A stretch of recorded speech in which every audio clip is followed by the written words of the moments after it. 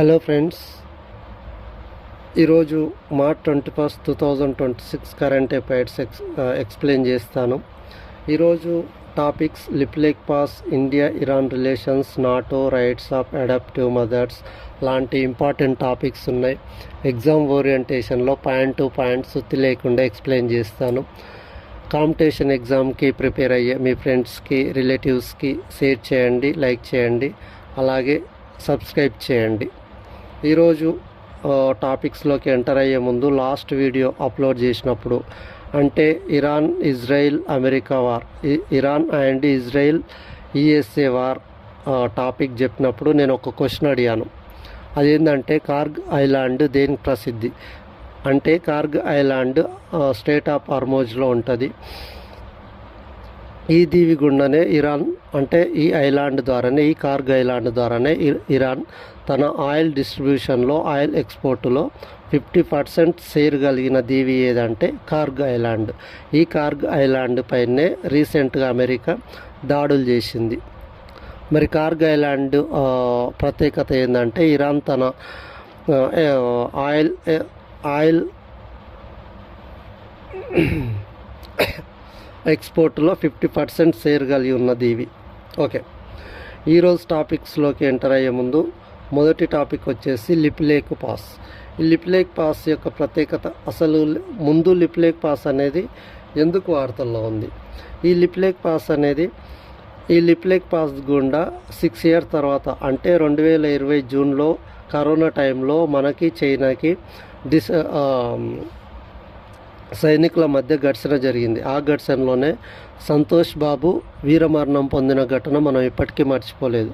అంటే 2020 జూన్ గాల్వన్ లోయ ఘటన తర్వాత, అంటే 6 సంవత్సరాల తర్వాత ఈ లిప్లేక్ పాస్ ద్వారా ఇండియా చైనా ట్రేడ్ చేసుకోవడానికి, వ్యాపార మార్పిడి చేసుకోవడానికి ఒక అగ్రిమెంట్ జరిగింది. ఈ అగ్రిమెంట్ 2026 జూన్ నుంచి అమల్లోకి రాబోతుంది.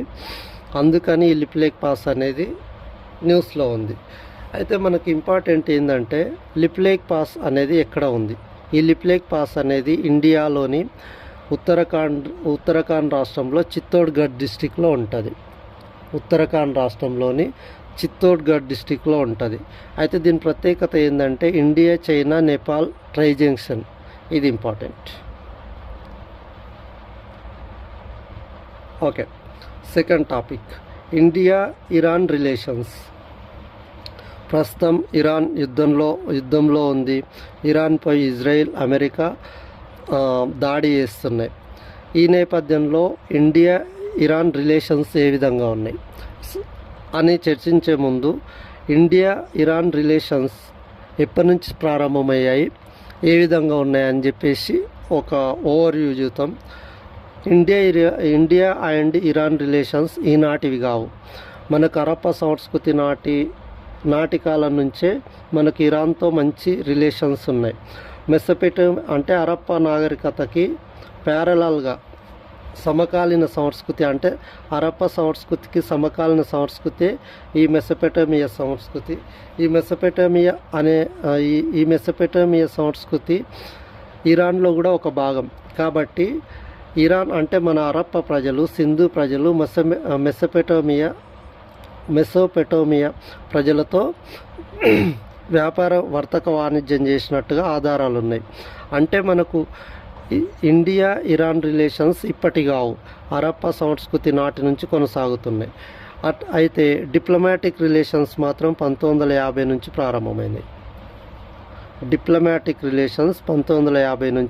ప్రారంభమైనాయి. మనకు మేజర్గా ఎనర్జీ సెక్యూరిటీ, మనకు ఆయిల్ పరంగా ఇరాన్ అనేది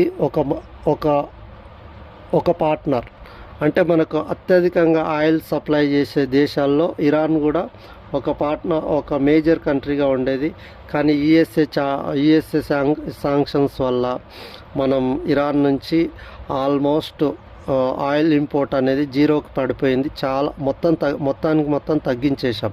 కానీ మనకు ఒక అడ్వాంటేజ్ ఏముండే అంటే, ఇండియన్ గవర్నమెంట్ చేసిన బ్లండర్ మిస్టేక్ ఏంటంటే, వేరే వేరే అంటే అమెరికా లాంటి దేశాల ఒత్తిడి వల్ల ఇరాన్తో ఆయిల్ దిగుమతి చేసుకోకుండా ఉండడం అనేది ఇండియా చేసిన అతిపెద్ద తప్పు.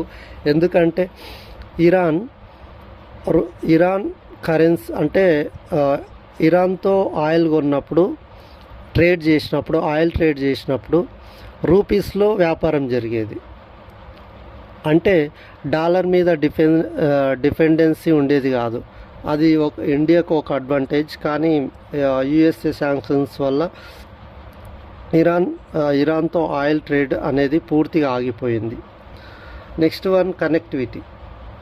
ఇరాన్తో ఉన్న మరొక రిలేషన్ కనెక్టివిటీ. చాబహార్ పోర్టు, ఇరాన్లోని చాబహార్ పోర్టు నిర్మాణానికి భారత్ చాలా డబ్బు ఖర్చు చేసింది, చాలా వేల కోట్లు ఖర్చు చేసింది. కానీ అమెరికా శాంక్షన్స్ వల్ల, అమెరికా కండిషన్స్ వల్ల ఈ చాబహార్ పోర్టు నుంచి ఇండియా ఆల్మోస్ట్ వైదొలిగినట్టయింది. ఎందుకంటే రీసెంట్ బడ్జెట్లో చాబహార్ పోర్టుకి ఎలాంటి బడ్జెట్ అలొకేట్ చేయలేదు. కాబట్టి ఈ విధంగా ప్రెడిక్ట్ చేసుకోవాల్సి వస్తుంది.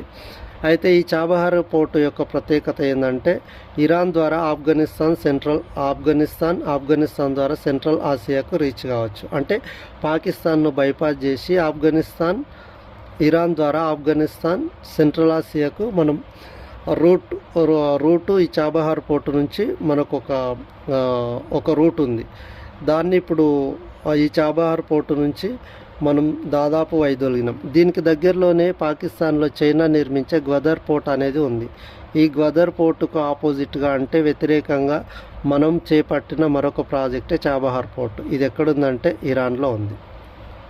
నెక్స్ట్, ఇరాన్తో మరొక రిలేషన్ ఏంటంటే ట్రేడ్ ఎకానమీ.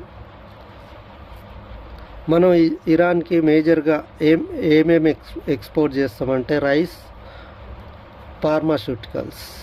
మనం ఇరాన్కి మేజర్గా ఎక్స్పోర్ట్ చేసేవి ఏముంటాయంటే రైస్, ఫార్మాస్యూటికల్స్. మరి మనం ఏం ఇంపోర్ట్ చేసుకుంటామంటే oil, fertilisers. Next, geopolitical importance. India Iran రిలేషన్స్లో భాగంగా జియోపొలిటికల్ ఇంపార్టెన్స్ ఏమున్నాయంటే స్ట్రెయిట్ ఆఫ్ హార్మోజ్ అనేది నియర్లీ ప్రపంచ వాణిజ్యంలో 20% అంటే 1/5% ఆక్యుపై చేస్తుంది. ఆయిల్ ట్రేడ్లో 20% అంటే ప్రపంచ ఆయిల్ ట్రేడ్లో 20%ని ఆక్యుపై చేస్తున్న జలసంధి ఏది అంటే strait of Hormuz. Next, energy route. మనకు ఎనర్జీ రూట్ ఏదంటే ఇరాన్ మేజర్గా ఇండియాకి ఇప్పుడు కాకుండా ఫ్యూచర్లో అయినా ఉండొచ్చు, పాస్ట్లో అయితే అంటే యుఎస్ఏ శాంక్షన్స్కి ముందు ఎనర్జీ రూట్ మనకి ఏదంటే ఇరాన్. తర్వాత వెస్ట్ ఆసియా ఇన్ఫ్లుయెన్స్. ఇరాన్తో రిలేషన్స్ వల్ల మనకు వెస్ట్ ఆసియాకి గేట్వే అంటే ఇండియా ట్రేడ్ చేసుకోవడానికి వెస్ట్ ఆసియాకి గేట్ ఏంటంటే ఇరాన్. మళ్ళొకసారి, ఇరాన్ ఇండియా రిలేషన్స్లో మనకు హరప్పా సంస్కృతి నుంచే మొదలైంది. డిప్లొమాటిక్ రిలేషన్స్ 1950 నుంచి ఉన్నాయి. మనకు ఇండియా ఇరాన్ రిలేషన్స్లో మేజర్గా ఎనర్జీ సెక్యూరిటీ, కనెక్టివిటీలో చాబహార్ పోర్టు, ట్రేడ్ ఎకానమీలో export rice and pharmaceuticals, import మేజర్గా ఆయిల్ అండ్ ఫెర్టిలైజర్స్.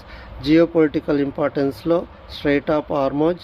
ఈ స్ట్రెయిట్ ఆఫ్ హార్మోజ్ ప్రపంచ ఆయిల్ ట్రేడ్లో 1/5%ను ఆక్రమించింది. తర్వాత energy route, west Asia influence అంటే ఇరాన్ వెస్ట్ ఆసియాకి ఒక గేట్ లాంటిది. నెక్స్ట్, మనకి ఈరోజు మూడో టాపిక్ నాటో ఎందుకు న్యూస్లో ఉంది అంటే రీసెంట్గా ఇరాన్తో యుద్ధం సందర్భంగా ట్రంప్ పదే పిలిపిస్తున్నాడు, ఇరాన్పై దాడికి మీరు సహకరించండి, స్ట్రెయిట్ ఆఫ్ హార్మోజ్కి అంటే ఓపెన్ చేయడానికి మీరు సహకరించండి అని చెప్తున్నప్పటికీ నాటో దేశాలైనా మిగతా దేశాలు, ఫ్రెండ్లీ దేశాలు అమెరికాకి సహకరించడం లేదు.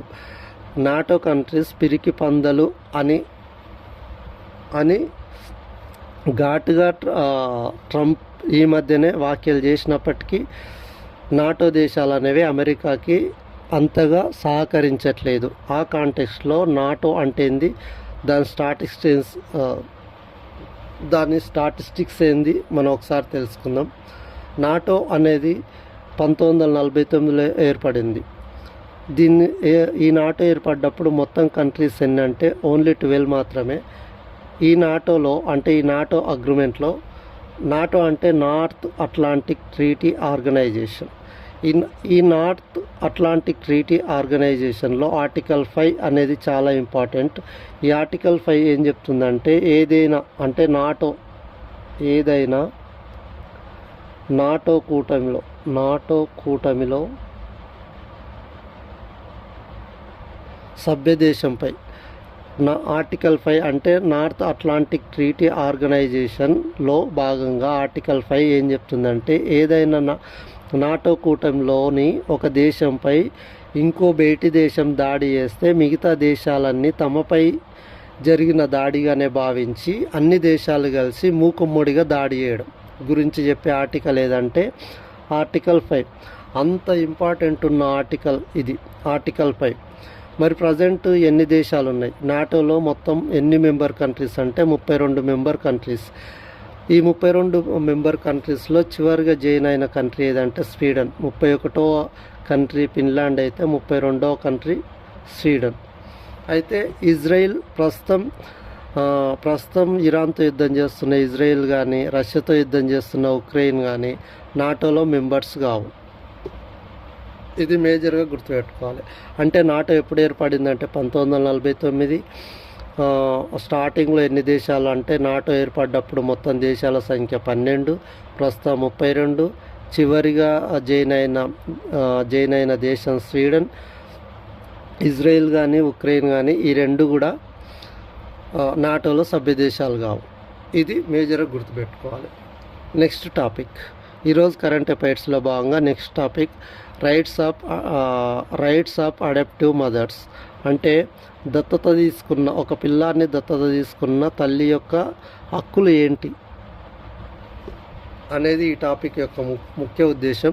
మరి ఈ అంశం ఎందుకు వార్తల్లో ఉందంటే రీసెంట్గా సుప్రీంకోర్టు బయాలజికల్ మదర్కి ఎలాంటి రైట్స్ అయితే ఉంటాయో అడాప్షన్ మదర్ కూడా అలాంటి రైట్సే ఉంటాయని తీర్పిచ్చింది. మరి బయాలజికల్ మదర్ అంటే ఎవరు, అడాప్టివ్ మదర్ అంటే ఎవరు అనేది మనం తెలుసుకోవాలి. బయాలజికల్ మదర్స్ అంటే రియల్ కన్న తల్లి, అడాప్టివ్ మదర్స్ అంటే దత్తత తీసుకున్న తల్లి. ఈ అడాప్టివ్ మదర్గా గుర్తించబడాలంటే 3 లక్షణాలు ఉండాలి మేజర్గా. ఒకటి, దత్తత తీసుకునే అమ్మాయికి 18+ ఇయర్స్ ఉండాలి. రెండవది, మెంటల్లీ ఫిట్గా ఉండాలి, మెంటల్లీ ప్లస్ ఫిజికల్లీ కూడా. ఇది మూడోది ఏంటంటే మూడో కండిషన్ ఏంటంటే దత్తత తీసుకునే ఆ పిల్లాడికి లేదా దత్తత తీసుకునే ఆ బేబీకి ఈ దత్తత తీసుకునే మదర్కి ఖచ్చితంగా 21 ఇయర్స్ గ్యాప్ ఉండాలి. అంటే పిల్లోడికి మదర్కి 21 ఇయర్స్ గ్యాప్ ఉండాలి. మళ్ళొకసారి చెప్తా వినండి. రైట్స్ ఆఫ్ అడాప్షన్ మదర్స్ అనే టాపిక్లో ఉన్నాం కాబట్టి మనం ఇప్పుడు అడాప్షన్ మదర్ అంటే ఎవరు, బయాలజికల్ మదర్ అంటే ఎవరు. బయాలజికల్ మదర్ అంటే రియల్ కన్న తల్లి, అడాప్టివ్ మదర్ అంటే దత్తత తీసుకున్న తల్లి. ఈ దత్తత తీసుకున్న తల్లి హక్కుల గురించి చెప్తున్న చట్టాలు ఏంటి అంటే మేజర్గా 2 ఉన్నాయి. ఒకటి, Hindu Adoption and Maintenance Act 1956, Juvenile Justice Act 2015. ఈ 2 చట్టాలు అడాప్టివ్ మదర్స్ హక్కుల గురించి చెప్తున్నాయి. ఒక మదర్ అడాప్టివ్ మదర్గా గుర్తించబడాలంటే ఖచ్చితంగా ఆమెకి 18+ ఇయర్స్ ఏజ్ ఉండాలి. రెండో కండిషన్, మెంటల్లీ ఫిజికల్లీ ఫిట్గా ఉండాలి. మూడో కండిషన్, ఆ దత్తత తీసుకునే పిల్లోడికి దత్తత తీసుకున్న తల్లికి మధ్య 21 ఇయర్స్ గ్యాప్ ఉండాలి. అప్పుడు మాత్రమే ఈ 3 కండిషన్స్ సాటిస్ఫై అవుతేనే ఆమెను ఏమంటారంటే అడాప్టివ్ మదర్ అంటారు. ఒకవేళ 4వ కండిషన్ కూడా ఉంది. 4వ కండిషన్ ఏంటంటే పెళ్ళైన మదర్ ఒకవేళ పెళ్ళైన ఉమెన్ అయితే తనకు సంతానం లేకుంటే ఒక పిల్లోన్ని దత్తత తీసుకోవాలంటే తన భర్త యొక్క అనుమతి తప్పనిసరి అనేది 4వ కండిషన్. ఈ 4 కండిషన్లు ఎప్పుడైతే సాటిస్ఫై అవుతావో దాన్ని ఆ అమ్మాయిని అంటే తనని ఏమంటారంటే అడాప్టివ్ మదర్ అంటారు. మరి ఈ అడాప్టివ్ మదర్ గురించి సుప్రీంకోర్టు అంటే కోర్టు జడ్జిమెంట్ ఈ విధంగా ఇచ్చింది. బయాలజికల్ మదర్కి ఎలాంటి రైట్స్ అయితే ఉంటాయో అడాప్టివ్ మదర్స్ కూడా అలాంటి రైట్సే ఉంటాయని చెప్పేసి కోర్టు తీర్పిచ్చింది. కాబట్టి న్యూస్లో ఉంది. మరి బయాలజికల్ మదర్స్కి ఉండే హక్కులు ఏంటి, మేజర్గా ఉండే హక్కులు ఏంటి అంటే 12 వీక్స్ లీవ్స్ ఉంటాయి. అంటే ప్రెగ్నెన్సీ టైంలో సాధారణంగా ఉమెన్స్కి 12 వీక్స్ లీవ్స్ ఉంటాయి. అలాగే అదే రైట్స్ అడాప్షన్ మదర్ కూడా ఇవ్వాలి, ఎందుకంటే బాండింగ్ కోసం అనేది మేజర్. మిగతా హక్కులన్నీ బయాలజికల్ మదర్కి ఏ విధమైన హక్కులు ఉంటాయో మిగతా అన్నీ కూడా అడాప్టివ్ మదర్కి ఉంటాయని కోర్టు తీర్పు ఇవ్వడం జరిగింది. కాబట్టి ఇది న్యూస్లో ఉంది. మేజర్గా ఏ యాక్ట్ ప్రకారం అంటే Hindu Adoption and Maintenance Act 1956, Juvenile Justice Act 2015. ఈ 2 యాక్టులు అడాప్టివ్ మదర్ రైట్స్ గురించి చెప్తున్నాయి. ఇక అడాప్టివ్ మదర్ అనిపించుకోవాలి అంటే ఆమెకు ఉండాల్సిన కండిషన్స్ 4 సాటిస్ఫై చేయాలి. ఒకటి 18+ ఇయర్స్ ఉండాలి, మెంటల్లీ ఫిజికల్లీ హెల్తీగా ఉండాలి, 21 ఇయర్స్ గ్యాప్ ఉండాలి. ఒకవేళ మ్యారేజ్ అయిన అమ్మాయి అయితే భర్త అనుమతి ఖచ్చితంగా ఉండాలి. ఈ 4 కండిషన్స్ సాటిస్ఫై చేయాలి. ఓకే, మనం నెక్స్ట్ టాపిక్లోకి వెళ్దాం. గ్రేట్ నికోబార్ ప్రాజెక్ట్ ఏంటి? గ్రేట్ నికోబార్ ప్రాజెక్ట్ అంటే అండమాన్ అండ్ నికోబార్ ఐలాండ్లోని ఇండియా చేపట్టబోయే ప్రాజెక్టు పేరే గ్రేట్ నికోబార్ ప్రాజెక్ట్. ఇందులో భాగంగా air force, military base and tourist destination, trade ఇవన్నీ జరుగుతాయి. కాబట్టి దీనికి అంత ఇంపార్టెంట్ ఇచ్చింది. దీనికి ఎప్పుడు ప్రపోజల్ పెట్టిందంటే నీతి ఆయోగ్ ప్రపోజల్ పెట్టింది. గ్రేట్ నికోబార్ ప్రాజెక్టుకి ప్రపోజల్ పెట్టిన సంస్థ ఎవరు అంటే నీతి ఆయోగ్. ఏ టైంలో అంటే 2015-16లో. క్లియరెన్స్ ఎప్పుడు వచ్చిందంటే 2022లో. మరి 2022లో క్లియరెన్స్ పొందిన గ్రేట్ నికోబార్ ప్రాజెక్టుని స్టార్ట్ చేసింది ఎప్పుడంటే 2023లో. ఇది ఎప్పటి వరకు కంప్లీట్ అవ్వచ్చు అంటే 2028-30 మధ్యలో కంప్లీట్ అయ్యే ఛాన్సెస్ ఉన్నాయి. ఇది ఎక్కడుందంటే మలక్కా జలసంధి, మలక్కా స్ట్రైట్కి దగ్గరగా ఉంది. కాబట్టి ఇది చాలా చాలా ఇంపార్టెంట్.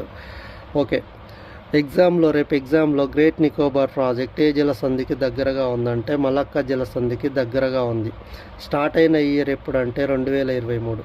మరి ఎప్పటికీ మ్యాక్సిమం కంప్లీట్ అవ్వచ్చు అంటే 2028-30కి మధ్యలో కంప్లీట్ అవ్వచ్చు. మరి ఈ గ్రేట్ నికోబార్ ప్రాజెక్టు ఇప్పుడెందుకు వార్తల్లో ఉంది? ఈ గ్రేట్ నికోబార్ ప్రాజెక్ట్ అనేది ఇప్పుడెందుకు వార్తల్లో ఉందంటే ఈ గ్రేట్ నికోబార్ ప్రాజెక్టుని అండమాన్ నికోబార్ దీవుల్లో ఉండే ట్రైబ్స్ వ్యతిరేకిస్తున్నారు. అందుకని ఇది న్యూస్లో ఉంది. ఈ న్యూస్లో ఉండడం అనే అంశం కంటే అండమాన్ నికోబార్ దీవుల్లో ఉన్న ట్రైబ్స్ ఎవరు అంటే షాంపెన్ తెగలు, నికోబార్ తెగలు అండ్ జరావ తెగలు, శాంటనిల్ తెగలు. మొత్తం అండమాన్ నికోబార్ దీవుల్లో 4 రకాల ట్రైబ్స్ ఉన్నారు. వాళ్ళు ఎవరంటే షాంపెన్, వీళ్ళు పీవీటీజీ కింద వస్తారు. పీవీటీజీ అంటే ఏందనేది మరొక సందర్భంలో మనం డిస్కస్ చేద్దాము. ఈ ప్రాజెక్ట్ అంటే గ్రేట్ నికోబార్ ప్రాజెక్టుని అండమాన్ నికోబార్ దీవుల్లో ఉన్న ట్రైబ్స్ వ్యతిరేకిస్తున్నారు. అండమాన్ నికోబార్ దీవుల్లో ఉన్న ట్రైబ్స్ ఎవరంటే షాంపెన్, నికోబార్స్, జరోవా అండ్ సెంటినల్స్. ఈ ట్రైబ్స్ ఎక్కడ నివసిస్తున్నారంటే అండమాన్ నికోబార్ దీవుల్లో నివసిస్తున్నారు.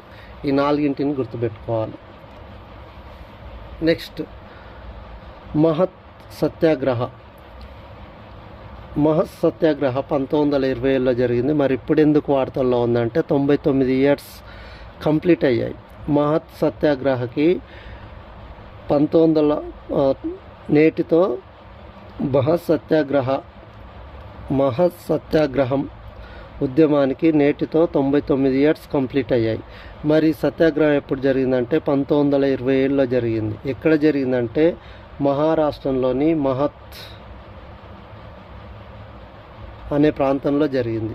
లీడర్ ఎవరంటే డాక్టర్ బిఆర్ అంబేద్కర్. మరి ఎందుకు జరిగిందంటే మనుస్మృతిని కాల్చివేయడం జరిగింది. మరి మనుస్మృతిని రచించింది ఎవరు అంటే ఆధునిక మనువుగా పిలువబడ్డ వారు ఎవరు అంటే అంబేద్కర్. మళ్ళొకసారి మహత్ సత్యాగ్రహకి ఇది ఇంపార్టెంట్, ఎగ్జామ్లో రావచ్చు. మహత్ సత్యాగ్రహకి నేటితో 99 ఇయర్స్ కంప్లీట్ అయ్యాయి.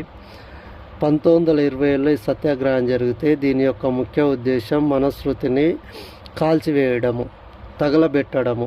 దీన్ని నిర్వహించిన లీడర్ ఎవరంటే అంబేద్కర్ గురించి మరో సందర్భంలో ఆయన పర్సనల్ బయోగ్రఫీ గురించి, ఆయన ఐడియాలజీ గురించి పూర్తిగా విశ్లేషణ చేద్దాం. నెక్స్ట్ టాపిక్కి వెళ్దాం. రీసెంట్గా ఆర్బీఐ విఆర్ఆర్ 6.5గా అనౌన్స్ చేసింది. మరి విఆర్ఆర్ అంటే వేరియబుల్ రెపో రేట్.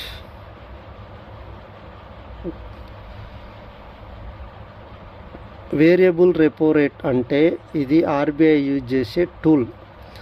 ఇది షార్ట్ టర్మ్ ఫండ్స్ బారోయింగ్ చేసుకునే రేటు గురించి తెలుపుతుంది. ఇది లిక్విడిటీని కంట్రోల్ చేస్తుంది. లిక్విడిటీని కంట్రోల్ చేయడానికి ఆర్బీఐకి ఉన్న మరొక సాధనం లేదా మరొక టూల్ ఏంటంటే విఆర్ఆర్. ప్రజెంట్ ఎంతగా అనౌన్స్ చేసిందంటే 6.5. ఈ విఆర్ఆర్ వేరియబుల్ రెపో రేటు సాధారణంగా రెపో రేటుకి కొంచెం తక్కువ లేదా కొంచెం ఎక్కువ ఆయా సందర్భాన్ని బట్టి అడ్జస్ట్ చేస్తారు. కాబట్టి ఇది 6.5, 7.2 ఇట్లా ఒక సంఖ్యను చెప్పడం అనేది సమంజసం కాదు. బట్ 6.5 అని వాళ్ళు అనౌన్స్ చేశారు కాబట్టి ఇది పెద్ద ఇంపార్టెంట్ కాదు, అలా చెప్పడం కూడా రాంగ్ అవుతుంది. కాబట్టి వేరియబుల్ రెపో రేట్ అంటే ఏంటంటే మేజర్గా ఆర్బీఐ యూజ్ చేసే ఒక టూల్. దేనికోసం అంటే షార్ట్ టర్మ్ బారోయింగ్స్ కోసము ఆర్బీఐ యూజ్ చేసే ఒక టూల్. ఇది లిక్విడిటీని కంట్రోల్ చేయగలదు. ఇది ఇంపార్టెంట్. Next topic. మరి ఆర్బీఐ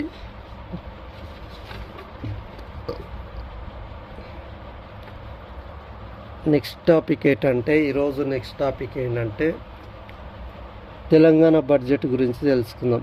రీసెంట్గానే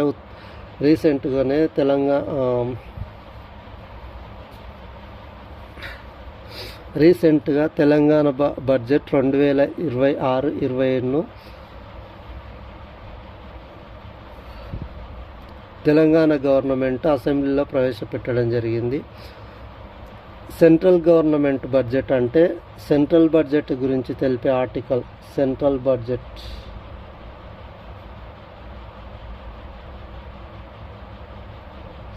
బడ్జెట్ గురించి తెలిపే ఆర్టికల్ ఏంటంటే 112 ఆర్టికల్. మరి స్టేట్ బడ్జెట్ గురించి తెలిపే ఆర్టికల్ 202.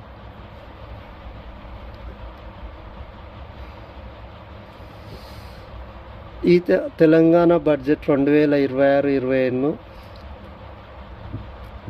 ప్రవేశపెట్టిన తెలంగాణ ఆర్థిక శాఖ మంత్రి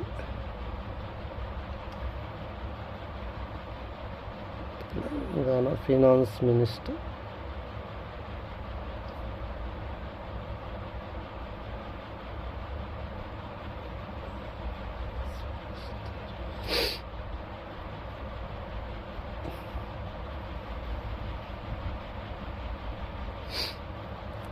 ఓకే.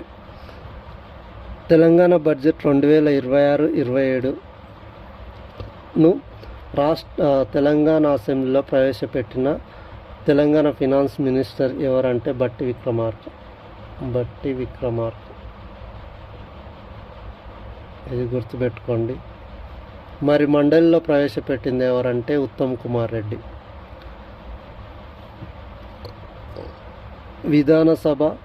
విధానసభలో ప్రవేశపెట్టినది ఎవరు అంటే బట్టి విక్రమార్క.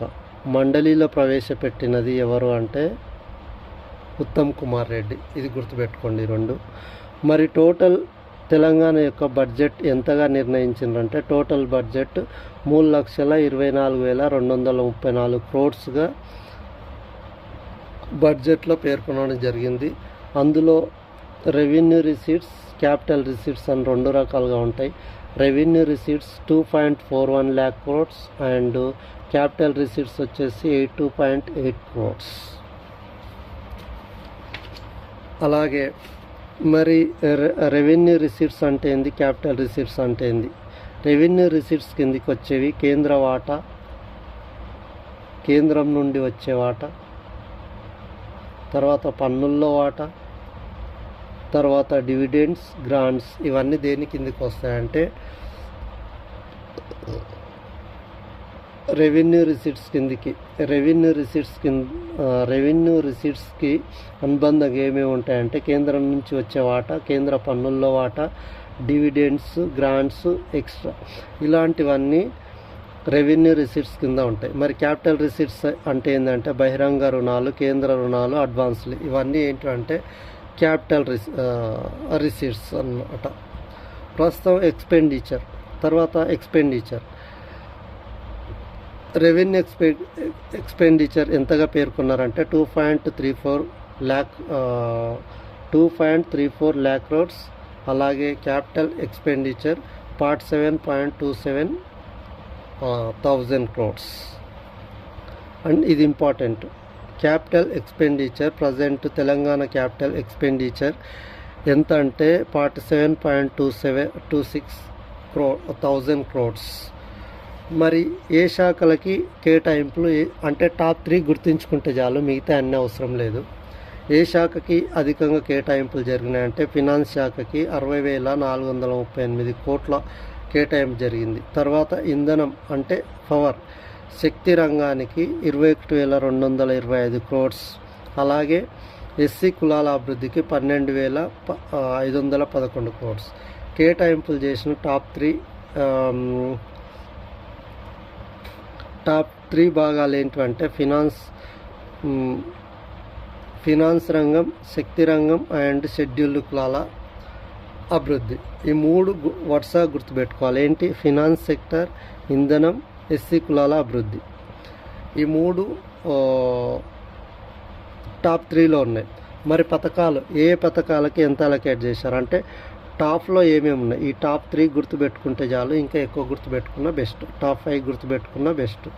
మేజర్గా 6 పథకాలు అంటే 6 గ్యారంటీలకు 50,712 crores కేటాయించారు. పంచాయతీ సెక్టార్కి 33,688 కోట్లు, విద్యకి 26,674 కోట్లు, వ్యవసాయానికి 23,179 crores, అలాగే సాగునీరుకి 22,615 కోట్లు. ఇవి గుర్తుపెట్టుకుంటే చాలు. 6 గ్యారంటీలు పంచాయతీలు, విద్య, వ్యవసాయం, సాగునీరు. ఇవి ఒక ఆర్డర్లో గుర్తుపెట్టుకోవాలి. 6 గ్యారంటీలు పంచాయతీ, విద్య, వ్యవసాయం. 6 గ్యారంటీలు పంచాయతీ, విద్య, వ్యవసాయం. ఇవి టాప్ 3లో ఉన్నాయి. అలాగే రీజనల్ రింగ్ రోడ్డు గుర్తుపెట్టుకోవాలి. 1,525 కోట్లు బడ్జెట్లో అలొకేట్ చేయడం జరిగింది. మరి బడ్జెట్ హైలైట్స్ ఏంటంటే GSDP, gross state domestic product యొక్క వృద్ధి 10.7 తెలంగాణ యొక్క గ్రాస్ స్టేట్ డొమెస్టిక్ ప్రోడక్ట్ వృద్ధి రేటు ఎంత అంటే 10.7. అంటే సెంట్రల్ అంటే ఇండియా వృద్ధి రేట్ కంటే, జీడిపి వృద్ధి రేట్ కంటే జిఎస్డిపి వృద్ధి రేటు ఎంత అంటే 2.7%, అంటే 2.5% అధికంగా ఉంది. అంటే జీడిపి యొక్క వృద్ధి రేటు 8.2గా నమోదైంది. మరి తెలంగాణ జిఎస్డిపి వృద్ధి రేటు 10.7గా నమోదైంది. కాబట్టి జీడిపి కంటే, ఇండియన్ జీడిపి కంటే తెలంగాణ జిఎస్డిపి ఎంత శాతం ఎక్కువగా ఉందంటే 2.5% అధికంగా ఉంది. మరి తెలంగాణ జిఎస్డిపికి కాంట్రిబ్యూట్ చేస్తున్న రంగాలు ప్రాథమిక ద్వితీయ సేవా రంగాల వాటా ఒకసారి చూద్దాము. ప్రాథమిక రంగం 15%, ద్వితీయ రంగం 16.3%, సేవా రంగం 68.6%. అత్యధికంగా కంట్రిబ్యూట్ చేస్తున్న రంగాలు ఏవంటే సేవా రంగం 1వ ప్లేస్, ద్వితీయ రంగం 2వ ప్లేస్, ప్రాథమిక రంగం 3వ ప్లేస్. సేవా రంగం అంటే ఏంది, ద్వితీయ రంగం అంటే ఏంది, ప్రాథమిక రంగం అంటే ఏంది మనం మరొక సందర్భంలో మరొక క్లాస్లో డిస్కస్ చేసుకుందాం ఎకానమీలో భాగంగా. మరి తలసరి ఆదాయంలో అత్యధికంగా ఉన్న జిల్లాలు ఏవంటే రంగారెడ్డి, హైదరాబాద్, సంగారెడ్డి టాప్ 3. అత్యల్ప తలసరి ఆదాయం గలది జిల్లా హన్మకొండ. మరి ఇండియా జీడిపిలో ఎంత శాతం అంటే 4.99%. ఇది చాలా చాలా ఇంపార్టెంట్, ఎగ్జామ్లో అడిగే అవకాశాలు ఎక్కువగా ఉన్న పాయింట్. ఇండియన్ జీడిపిలో తెలంగాణ జిఎస్డిపి ఎంత శాతం అంటే 4.99% అని గుర్తుపెట్టుకోవాలి. ఇది బ్రీఫ్గా తెలంగాణ బడ్జెట్ గురించి మరొక సందర్భంలో రేపటి క్లాస్లో లేదంటే ఆ నెక్స్ట్ క్లాస్లో తెలంగాణ సోషియో ఎకానమీ అలాగే తెలంగాణ బడ్జెట్ గురించి పూర్తి వివరాలు తెలుసుకుందాము. కాకుంటే ఈరోజే చెప్పిండేవాడిని, నోటిఫికేషన్ ఎప్పుడు వస్తుందో క్లారిటీ లేదు. కాబట్టి నెక్స్ట్ నోటిఫికేషన్కి అంటే ఇప్పుడు వచ్చే నోటిఫికేషన్కి ఈ బడ్జెట్ ఎంతవరకు యూజ్ అవుతుంది అనేది ఒక ఆలోచనతో చెప్పలేకపోయాను. సో నెక్స్ట్ టాపిక్ వచ్చేసి రిలీఫ్ అనే స్కీమ్ని సెంట్రల్ గవర్నమెంట్ అప్రూవల్ ఇచ్చింది, అంటే స్టార్ట్ చేసింది. మరి రిలీఫ్ అంటే ఏంటంటే resilience and logistic for export facilitations. మళ్ళొకసారి, రిలీఫ్ అనే పథకాన్ని సెంట్రల్ గవర్నమెంట్ స్టార్ట్ చేసింది, అంటే రీస్టార్ట్ చేసింది. ఇది ఇంతకుముందే 2025-26 బడ్జెట్లోనే దీన్ని అనౌన్స్ చేశారు, ఇప్పుడు స్టార్ట్ చేశారు ఈ రిలీఫ్ అనే స్కీమ్ని. రిలీఫ్ అంటే ఫుల్ ఫామ్ గుర్తుపెట్టుకోవాల్సింది resilience and logistic for export facilitation. ఇందులో భాగంగా 497 కోట్లని అలొకేట్ చేయడం జరిగింది. ఇది ఏ మినిస్ట్రీ కింద పనిచేస్తుంది, ఈ రిలీఫ్ అనే పథకాన్ని ఏ మినిస్ట్రీ కింద ప్రారంభించడం జరిగిందంటే కామర్స్ అండ్ ఇండస్ట్రీ మినిస్ట్రీకి అండర్లో ప్రారంభించడం జరిగింది. మరి కామర్స్ అండ్ ఇండస్ట్రీ ప్రస్తుతం మినిస్టర్ ఎవరంటే పీయూష్ గోయల్. దీన్ని అథారిటీ అంటే కామర్స్ అండ్ ఇండస్ట్రీ కింద అథారిటీ ఎక్స్పోర్ట్ ప్రమోషన్ మిషన్ అనే ఒక అథారిటీ ఈ రిలీఫ్ అనే స్కీమ్ని మెయింటైన్ చేస్తుంది. ఈ ఎక్స్పోర్ట్ ప్రమోషన్ మిషన్ని 2025-26 బడ్జెట్లో అనౌన్స్ చేయడం జరిగింది. దీని యొక్క ముఖ్య ఉద్దేశం ఏంటంటే ఎంఎస్ఎంఈ సెక్టార్ ద్వారా ఎగుమతులు పెంచాలనేది మేజర్ ఉద్దేశం. ఎక్స్పోర్ట్ ప్రమోషన్ మిషన్ అనేది 2025-26 బడ్జెట్లో అనౌన్స్ చేయడం జరిగింది. దీని యొక్క ముఖ్య ఉద్దేశం ఏంటంటే ఎంఎస్ఎంఈ రంగం అంటే ఎంఎస్ఎంఈ సెక్టార్ యొక్క ఎక్స్పోర్ట్ని పెంచడం. దీనికి గాను 25,060 కోట్లు ఎలకేట్ చేయడం జరిగింది. ఎక్స్పోర్ట్ ప్రమోషన్ మిషన్ కోసము 25,060 కోట్లను ఎలకేట్ చేయడం జరుగుతుంది. ఈ 25,060 కోట్లు 2025-26 సంవత్సరం నుంచి 2030-31 సంవత్సరాల మధ్య ఖర్చు చేయడం జరుగుతుంది. ఓకేనా? మళ్ళొకసారి, రిలీఫ్ అనే స్కీమ్ని రీసెంట్గా సెంట్రల్ గవర్నమెంట్ అనౌన్స్ చేయడం జరిగింది. ఇది ఏ మినిస్ట్రీ కింద అంటే కామర్స్ అండ్ ఇండస్ట్రీ. ఈ శాఖ యొక్క ప్రస్తుత మినిస్టర్ ఎవరంటే పీయూష్ గోయల్. దీని యొక్క ఫుల్ ఫామ్ ఏంటంటే resilience and logistic for export facilitation. దీన్ని అథారిటీ అంటే రిలీఫ్ స్కీమ్ యొక్క అథారిటీ ఎవరంటే ఎక్స్పోర్ట్ ప్రమోషన్ మిషన్. ఈ మిషన్ని లాంచ్ చేసింది ఎప్పుడంటే 2025-26 బడ్జెట్లో అనౌన్స్ చేశారు. దీనికోసం కేటాయించిన బడ్జెట్ ఎంత అంటే 25,060 crores. దీని యొక్క ముఖ్య ఉద్దేశం ఏందని ఎగ్జామ్లో అడిగితే ఎంఎస్ఎంఈ సెక్టార్ ద్వారా ఎక్స్పోర్ట్ని పెంచాలి. ఈ 25,060 కోట్ల ఈ బడ్జెట్ యొక్క టైం పీరియడ్ ఏదంటే 2025-26 నుంచి 2030-31 మధ్యలో ఈ బడ్జెట్ని అలొకేషన్ చేశారని చెప్పాలి. నెక్స్ట్ టాపిక్ వచ్చేసి ఎక్సర్సైజ్ అమోఘ జ్వాల. ఎక్సర్సైజ్ అమోఘ జ్వాల అంటే ఏం లేదు, ఇండియన్ ఆర్మీ కండక్ట్ చేసిన ఒక ఎక్సర్సైజ్ పేరు. ఇందులో భాగంగా అటాక్స్ హెలికాప్టర్ను వాడతారు. ఓకేనా, ఈ చిన్న టాపిక్సే. ఎక్సర్సైజ్ అమోఘ జ్వాల అనేది ఏం లేదు, ఇండియన్ నేవీ చేపట్టిన ఒక ఎక్సర్సైజ్. ఎక్కడంటే యూపీలో జరిగింది. ఇందులో భాగంగా అటాక్స్ హెలికాప్టర్స్ని ప్రయోగం చేస్తారు. నెక్స్ట్ టాపిక్ వచ్చేసి కుప్చార్ కుట్. అంటే మనకు ఉగాది పండుగ ఎట్లనో మిజోరాంలో కుప్చార్ కుట్ అనే పండుగను జరుపుకుంటారు.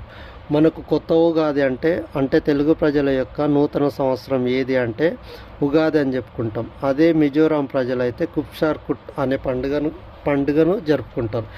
ఈ పండుగ సందర్భంగా మిజోరాంలో ఆ స్టేట్ మిజోరాం స్టేట్ యొక్క ట్రెడిషనల్ డ్యాన్స్ చేసుకుంటూ సెలబ్రేట్ చేసుకుంటారు. మనకు బచ్చాలు, ఇంకా ఏంటి పానకం ఎలా స్పెషలో వీరికి కూడా అట్లాంటి ఫుడ్ ఉండి ఉంటుంది. ఎగ్జామ్లో సింపుల్గా ఏం లేదు, కప్చార్ కుట్ అనే ఫెస్టివల్ ఏ రాష్ట్రంలో జరుగుతుందంటే మిజోరాం. నెక్స్ట్ టాపిక్ వచ్చేసి Skytrax airport award 2026. Skytrax airport award 2026ను లండన్లో అనౌన్స్ చేయడం జరిగింది. ఇందులో భాగంగా మొదటి అవార్డును అంటే మొదటి ప్లేస్లో మొదటి స్థానంలో నిలిచింది సింగపూర్లోని చంగి ఎయిర్పోర్ట్. రెండో స్థానంలో నిలిచింది సౌత్ కొరియాలోని ఇంచోన్ ఎయిర్పోర్ట్. అలాగే టోక్యో ఎయిర్పోర్ట్ ఇది జపాన్లో ఉంది. మళ్ళొకసారి స్కై ట్రాక్స్ ఎయిర్పోర్ట్ అవార్డు 2026ను లండన్లో అనౌన్స్ చేయడం జరిగింది. ఈ అవార్డ్స్ ప్రకారం మొదటి స్థానంలో నిలిచిన ఎయిర్పోర్టు చాంగి ఎయిర్పోర్ట్. ఇది ఎక్కడుందంటే సింగపూర్లో ఉంది. రెండో స్థానంలో ఉన్నది సౌత్ కొరియాలోని ఇంచాన్ అనే ఎయిర్పోర్ట్. మూడో స్థానంలో ఉన్నది టోక్యో ఎయిర్పోర్ట్, ఇది జపాన్లో ఉంది.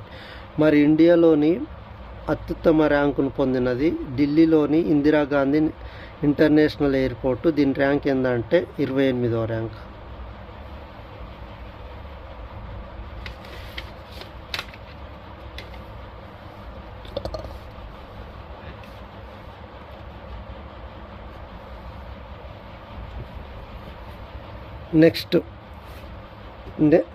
నెక్స్ట్ టాపిక్ వచ్చేసి యూనిక్లో బ్రాండ్ అంబాసిడర్ ఎవరంటే జస్ప్రీత్ బూమ్రాని సెలెక్ట్ చేయడం జరిగింది. యూనిక్లో అనేది ఏం లేదు, అది ఒక బ్రాండు, అది జపాన్లో ఉంది. ఈ జపాన్ బేస్డ్ అంటే హెడ్ ఆఫీస్ జపాన్లో, అంటే జపాన్ కంపెనీ అది. యూనిక్లో అనే కంపెనీ జపాన్ కంపెనీ అది. ఈ యూనిక్లో ఇండియా బ్రాండ్ అంబాసిడర్ ఎవరంటే బూమ్రా. ఓకే ఫ్రెండ్స్, ఇది ఈరోజు టాపిక్స్. ఈరోజు చాలా ఇంపార్టెంట్ టాపిక్స్ డిస్కస్ చేసినాము. అందులో భాగంగా మన India Iran relations, Lipulekh, NATO, rights of adaptive mothers, great Nicobar project లాంటి ఇంపార్టెంట్ టాపిక్స్ని డిస్కస్ చేయడం జరిగింది. అలాగే ఈరోజు క్వశ్చన్, ఈరోజు క్వశ్చన్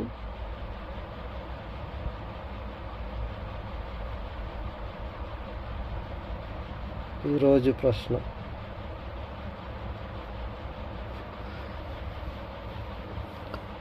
ఇండియా ఎన్ని దేశాలతో బార్డర్ పంచుకుంటుంది?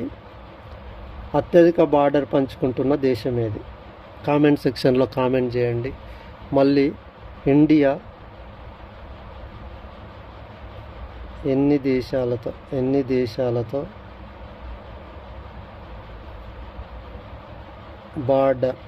బార్డర్ షేర్ చేసుకుంటుంది?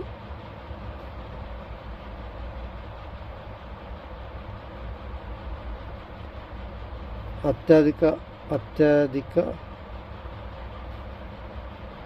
బార్డర్ షేరింగ్ కంట్రీ ఏది?